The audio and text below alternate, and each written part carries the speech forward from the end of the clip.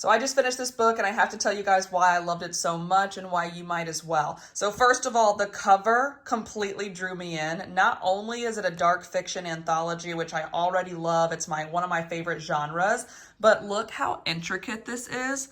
We have like this cute little moth up here that has a funny skull on it. These little like just small little things that just really tied it all in for me, and I just thought it was really, really clever, really cool.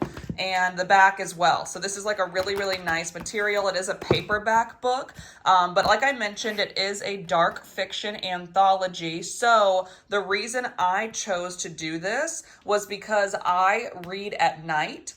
And I have unfortunately conditioned myself to only be able to finish a chapter at once before my body literally starts going to sleep. So because of that, I started reading anthologies, which is a collection of different stories written by different authors. So as you can see, all of these different chapters that we're seeing in here, I'll show you one right now.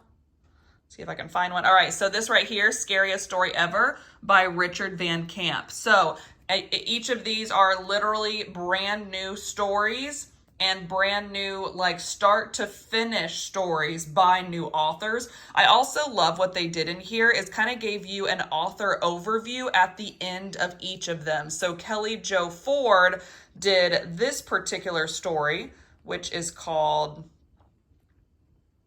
let's see. All right, it's called Heart-Shaped Clock. And then again, as you can see at the end, there's always a small author bio. So this is an Indigenous-based one, and I don't know how many stories there are exactly, but it took me around like a week or so to finish this, and it's really, really easily digestible. It's really fun if you just want to get a quick story in before bed.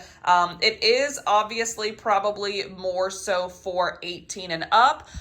It is obviously kind of like a dark fiction type of book, so there are some more mature elements in here, but I absolutely loved it, and I will be choosing an anthology going forward.